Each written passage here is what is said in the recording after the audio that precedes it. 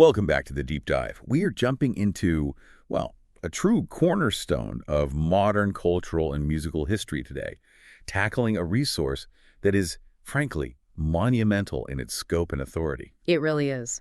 We're talking about the 25th anniversary reissue of the Beatles Anthology. Yeah, it's quite the stack of material we've got here, and for good reason. This isn't just, a simple reprint. No. This is the re-release of a massive international bestseller, and the timing. It's perfectly aligned with this global resurgence of interest in the band. Right. So for you, the listener, maybe wanting to quickly and thoroughly grasp the definitive story of, well, arguably the most important band in history, this collection, this material, it's structured to be the ultimate shortcut, but still really detailed. Absolutely. And our mission today is pretty laser focused, wouldn't you say?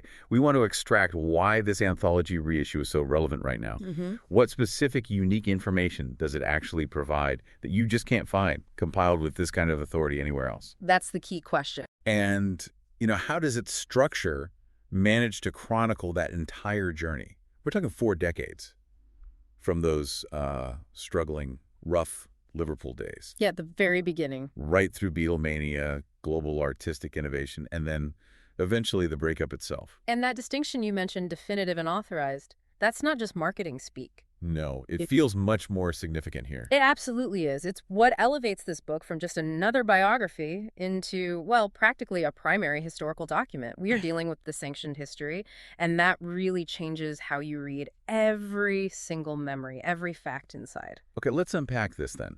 Because when you look at the Beatles, the world is just saturated with books claiming to have the real story. Oh, hundreds. Thousands, probably. You've got biographies, academic stuff, memoirs from people on the fringes, deep dives into specific albums. So what makes this specific story unique? What gives it a weight, an authority that all those others just lack? It all comes down to the core claim, really. The source material is clear. This is the only story of the Beatles by the Beatles. By the Beatles themselves? Exactly. The crucial difference is ownership. The original book, its creation, had the complete support, the full cooperation of Paul McCartney, George Harrison, Ringo Starr. The surviving members at the time. Right. And, very significantly, Yoko Ono Lennon. Oh, okay. This isn't someone else interpreting their lives from the outside. This is their collective memory, compiled and presented. That level of official sanction, it fundamentally shifts the dynamic, doesn't it? Yeah. It suggests a narrative that maybe isn't filtered through an outside historian trying to figure out conflicting memories decades later. Yeah. It's the band or, their representatives presenting their own carefully considered collective account. Mm-hmm. But isn't there maybe a danger there? How so? Well, because it is authorized by Yoko and the surviving members. Mm. Might some of the sharper edges get filed down a bit? Yeah. The legal fights, the internal bitterness, the really messy details in the breakup? It's a fair question. Does the book truly present the story, warts and all, or is it, inevitably a bit of an exercise in legacy management? That is the exact tension you always find in any authorized history, isn't it? And it's a vital question for any critical learner, anyone listening, to ask. Mm-hmm. However, the format itself, this oral history style, we'll get into it, actually works against too much smoothing over. How does it do that? Well, by putting the distinct voices of Paul, George, and Ringo right next to each other on the page, side by side, the editors actually let you, the reader, spot the friction. You see the inconsistency. You see the memory gaps, maybe the different priorities that, ultimately led to the breakup. It's the approach they took that lends it integrity, I think, even if the final presentation is obviously curated. Yeah. They commit to showing you those differing viewpoints. That makes sense. So the raw presentation of potentially conflicting memories is the warts and all element, in a way. Pretty much, yeah. Okay, let's focus on the voices themselves. Obviously, Paul, George, and Ringo contributed their fresh memories and recollections directly for the original project. Right, back in the 90s. But the critical task, surely, in creating a definitive 4-voice history is making sure John Lennon's presence is felt authentically. How did the authors handle his voice? How do they make sure it wasn't just, a few token quotes everyone's heard before? This is where the source material really highlights how meticulous the project was. John Lennon's words, it says, were painstakingly compiled from sources worldwide. Painstakingly compiled. That sounds like a massive job. It absolutely does. It suggests this wasn't just relying on the 5 or 6 famous quotes everyone knows. No. This implies a really deep archival dive. Every available primary source from John's lifetime they could get their hands on. We're probably talking late period interviews, maybe even unseen letters, possibly excerpts from private diaries, Well, and meticulous cross-referencing, checking his views expressed in post-Beatles songs or those big interviews he did with like Rolling Stone or Playboy. so the insight here is that the compilation wasn't just about having him present, but about authentic representation across all the stages of his life, Yeah. especially maybe the post-Beatles period, to give context to how he felt later about the Beatle years. Exactly. I think the aim was to integrate his voice really robustly so that all four members feel genuinely engaged throughout the entire history. Okay. And we absolutely cannot overlook the power of that official support, particularly Yoko Ono Lennon's backing. You mentioned her crucial role. Her involvement is the key sanction, really. It validates this as the definitive record of John's experience within the band, too. It provides the legal, the emotional, the cultural clearance needed to produce this comprehensive, unparalleled account. Without her participation, The definitive claim just falls apart. immediately. Her support sort of ties the past and the present together, doesn't it? Ensuring the legacy is presented cohesively. It transforms the book from maybe just biography into a fully authorized primary source document endorsed by the entire estate. Precisely. And the timing of this 25th anniversary reissue, it really elevates it. It's not just a niche literary event. It becomes this globally coordinated cultural moment. Right, it's tied to that global co-release. Yeah, That synergy feels huge. it is huge. Let's talk about that synergy then, because there's clearly a calculated coordination happening here. When you look at all the elements surrounding this reissue, you've got the anniversary book as the anchor, the big Disney Plus documentary series, Right, get back in the subsequent waves. and the restored, expanded music collections that keep coming out. What's the strategic benefit of dropping all three, essentially, simultaneously? Well, it achieves a few critical things, I think. Firstly, it standardizes the narrative. Standardizes. How so? By controlling the official historical account, that's the book, and the official visual account, the documentary, which often uses similar footage and structure, and the official audio presentation, the pristine, newly mixed music, they ensure that the story a new generation receives is the authorized story. Without cutting through the noise. Exactly, free from all those conflicting, non-sanctioned versions that just proliferate online these days. So if you're a learner, someone listening who's trying to catch up on the Beatles, this coordinated drop means you get the official narrative in the book, you get the deep visual immersion through the documentary on a huge platform like Disney Plus does, Very accessible. and you get the pristine, maybe even remixed audio experience, all hitting you at roughly the same time. It's like an immersion ecosystem. That's a great way to put it. It maximizes the cultural impact and minimizes the historical clutter, The original anthology project back in the mid-90s was a phenomenon, absolutely. Huge. I remember it well. But it was largely pre-streaming, pre-internet as we know it now. This new release campaign is built for the way we consume media today. Right. The focus isn't just on existing fans, the older generation. It's clearly aimed at reintroducing the story to Gen Z, younger millennials, who consume media on demand. They're leveraging the weight of these high-profile platforms like Disney Plus to guarantee visibility. So it frames the book as essential reading for anyone engaging with this whole synchronized experience. It cements their legacy not as some dusty historical footnote, but within a modern pop culture context. And the economic synergy must be fascinating, too. Each product drives sales and viewership to the others, right? Absolutely. Watch the documentary, buy the book, stream the album. It's a very neat circle. That is a sophisticated piece of legacy management. It feels less about simple nostalgia and more about cementing their status as this enduring contemporary cultural force. I think that's exactly right. So the authority is settled. This is their definitive version presented with their cooperation. But holding together 4 decades of history, 4 different, sometimes, let's face it, conflicting viewpoints, Yeah. that must have been a structural nightmare for the editors. Oh, I imagine so. How do they tame that chaos? The source material keeps emphasizing this innovative oral history format. What does that actually mean in practice? That format is the key to taming the chaos. It's not a traditional narrative, controlled by one single authorial voice. No omniscient narrator. Right. It's more like a mosaic, built from spoken recollections. This format, it masterfully weaves together the Beatles' direct accounts their memories with these essential contextual contributions from close associates, people like their producers, their road managers. Okay, the supporting cast. Exactly. And this structural choice, it seems like it directly addresses the needs of, our learner persona, the listener trying to absorb this quickly. Instead of reading some dry academic analysis of an event, Right. you get Ringo's memory, then maybe Paul's memory right after, and then perhaps George Martin's professional context on that exact same event. Precisely. It makes the information feel much more digestible, highly relatable, because you're hearing the voices directly. It creates this sense of immediate intimacy. It absolutely prevents the information from becoming dry or academic. You're not reading an analysis of history. You feel like you're listening to the people who lived it, debating it, reminiscing about it right there. Yeah. And the style feels fast-paced because the voices keep shifting, which keeps you engaged. And crucially, like you said, it offers those immediate contrasting perspectives, which really aids comprehension. You see the different angles. Okay, let's use an example maybe to clarify this. Let's say the discussion turns to their first meeting with Brian Epstein. Okay, a pivotal moment. The man who became their manager shaped their image.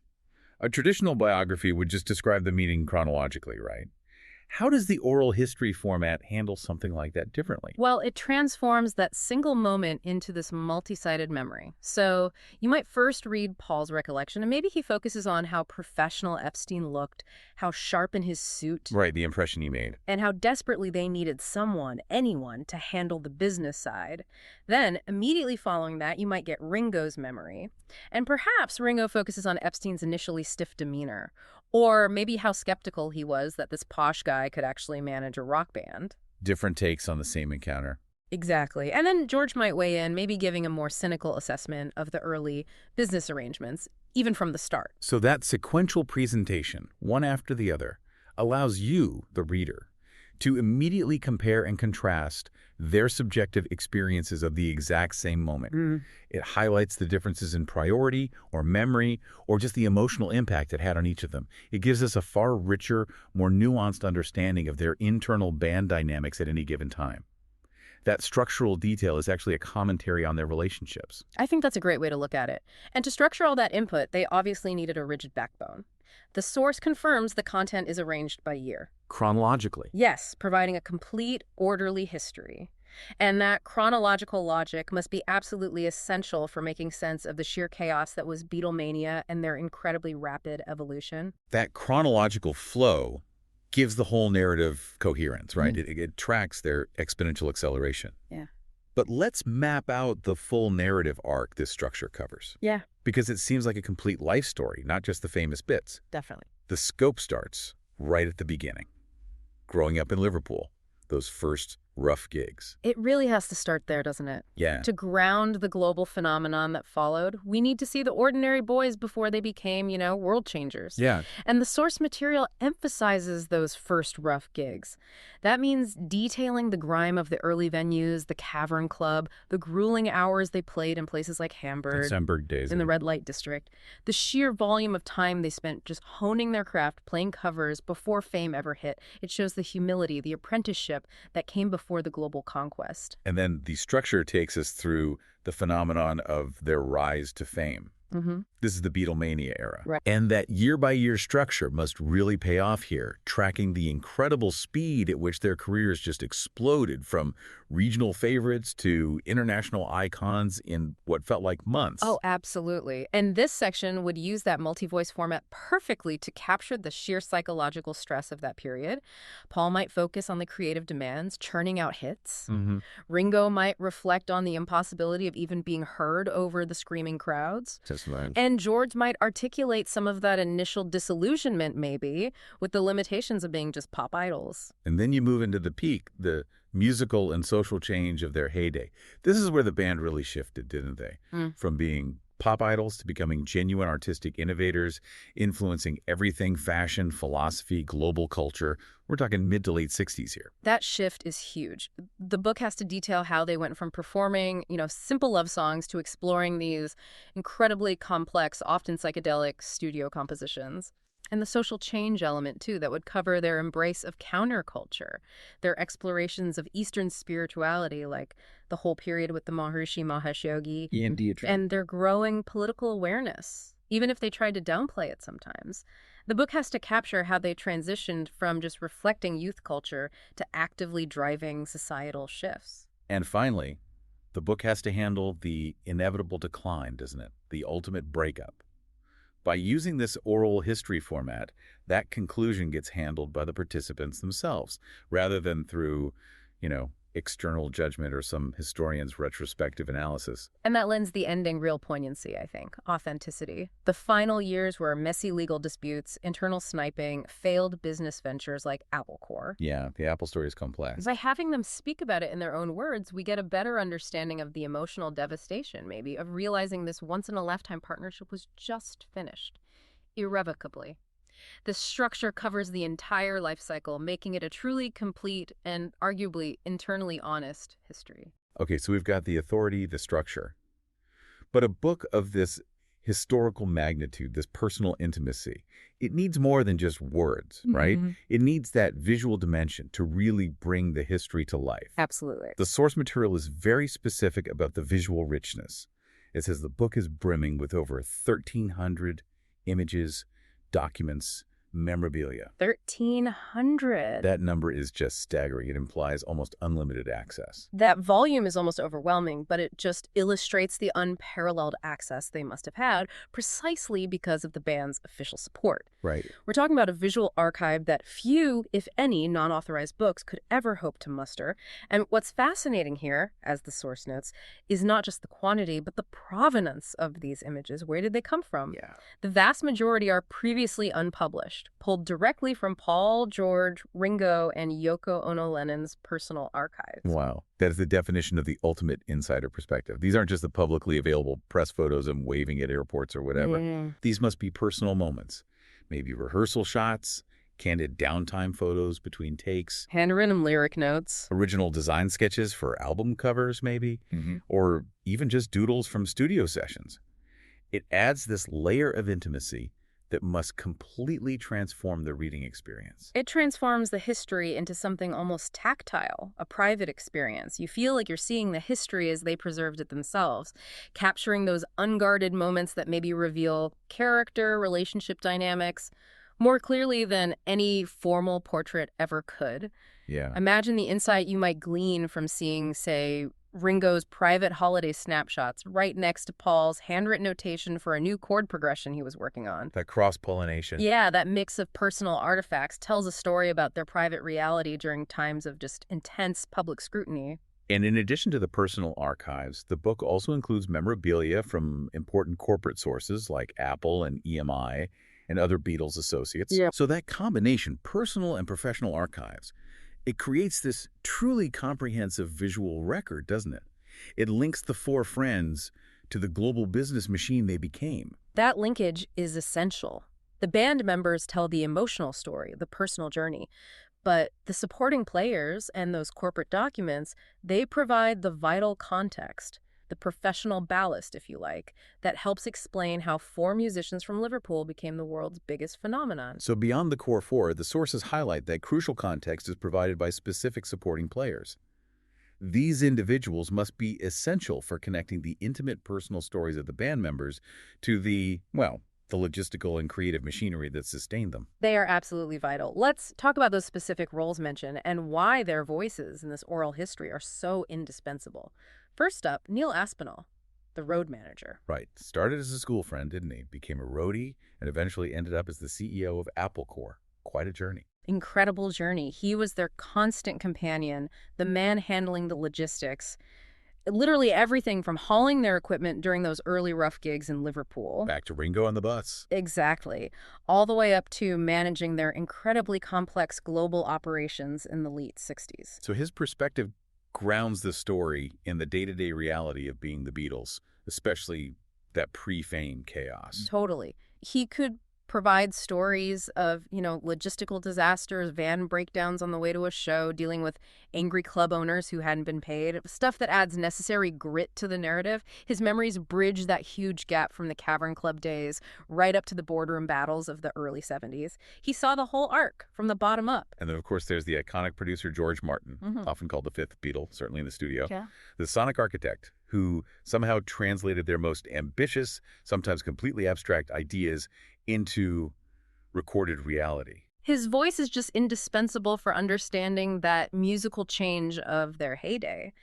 Martin's contributions would detail the technical and creative context for their massive musical evolution.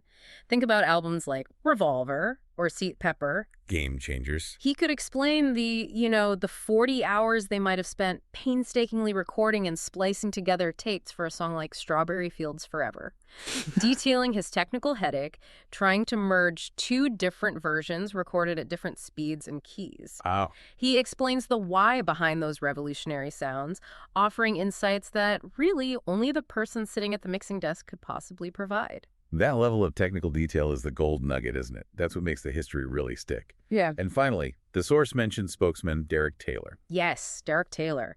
He was crucial for handling the press, managing their public narrative, especially during the absolute height of Beatlemania and then later during periods of intense controversy. Right. He was a master of public relations, really, tasked with dealing with the fallout from huge events like John Lennon's infamous "more popular than Jesus" comment in 1966. That was a global media firestorm, wasn't it? Yeah. Especially in the U.S. Huge. Taylor's perspective would offer that critical behind-the-scenes context on how the band's decisions, their controversial statements, were internally managed and then communicated to a global public that was often hostile or just confused by their rapid changes. So he provides the external view. Exactly. He connects the internal personal chaos and the creative brilliance to the massive public relations machine they had to operate. So these three contributors, Aspinall, the logistics man, Martin, the studio master, and Taylor, the media handler, they provide the necessary critical mass to turn personal memory into proper professional history. It makes the archival content both deeply intimate and professionally contextualized. Okay, here's where it gets really interesting, I think. As you've noted, the book isn't just a dry chronological record. The source material emphasizes its tone. Yeah. It aims to be warm, frank, funny, poignant, and bold. Quite a mix. It achieves that emotional resonance, it seems, by focusing on specific, really illustrative anecdotes that reveal character and context. Yes, these narrative hooks are absolutely essential for making the history stick in the mind of the learner, the listener. They use these specific moments to illustrate the immense range of their journey, often juxtaposing the mundane, ordinary early life against the sheer impossibility of their peak fame.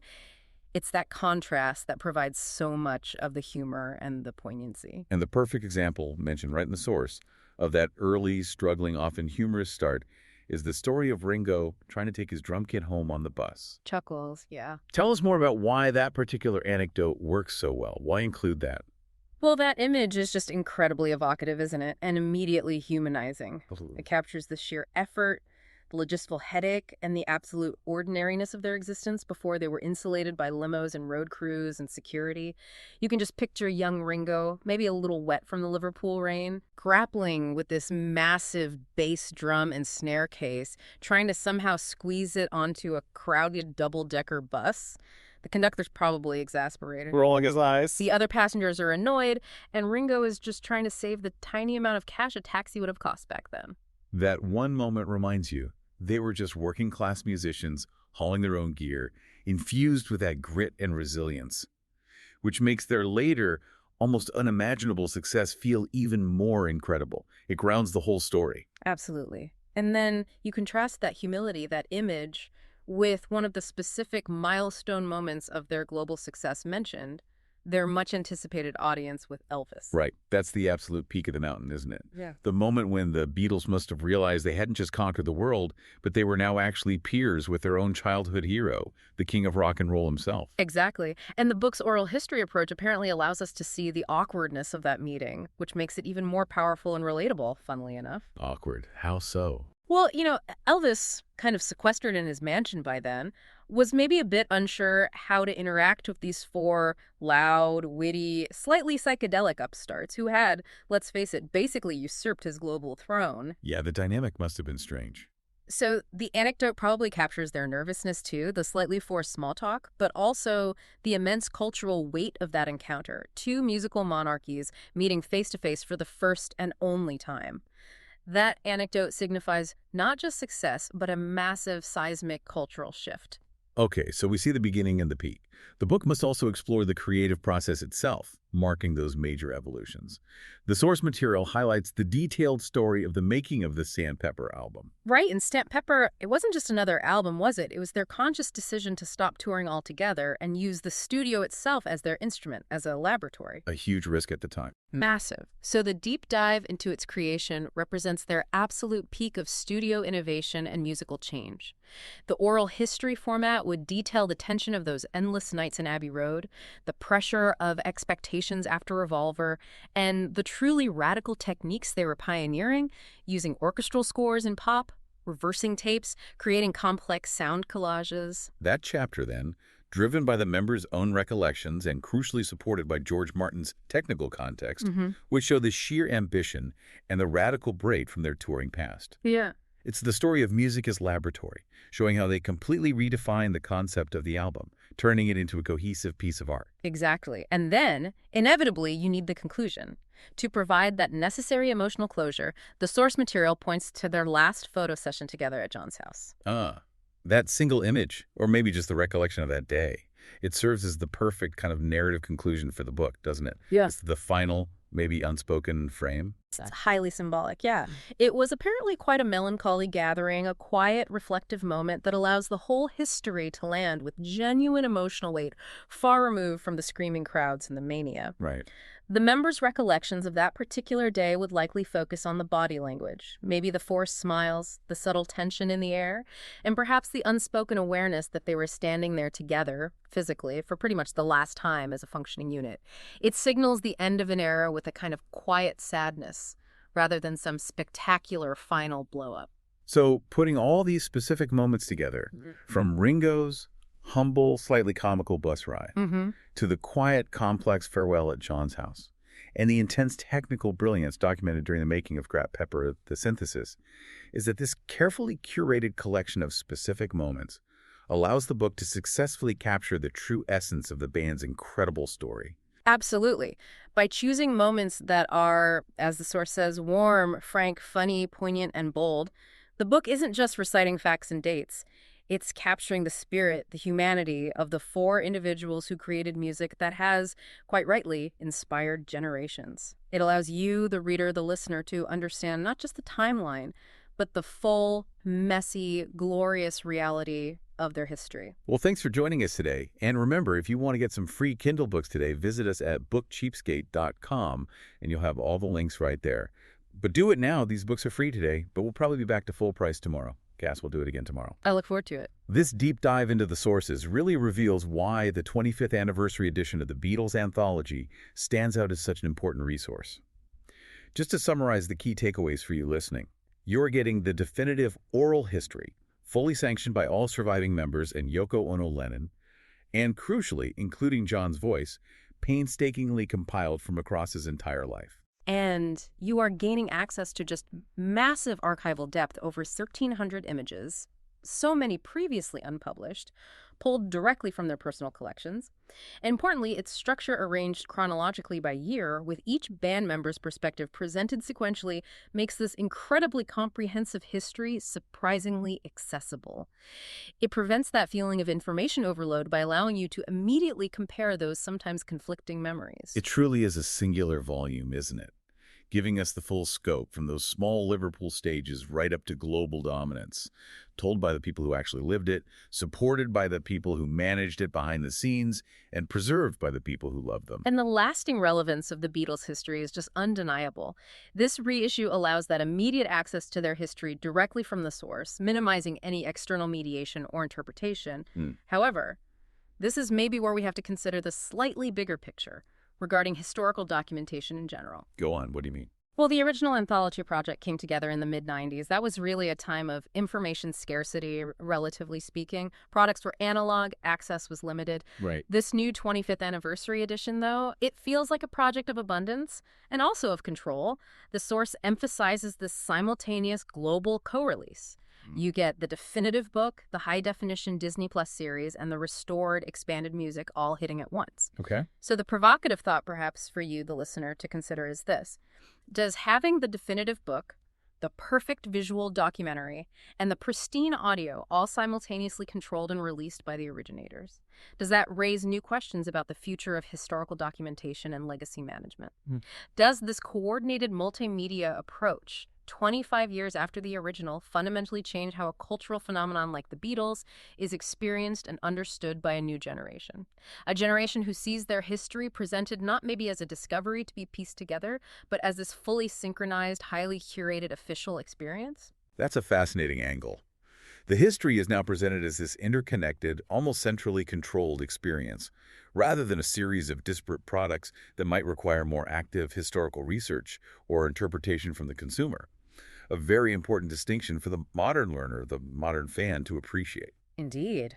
It's something to think about. Until then, keep on opening new worlds with great books without opening your wallet. And by reading, your mind becomes its own kingdom.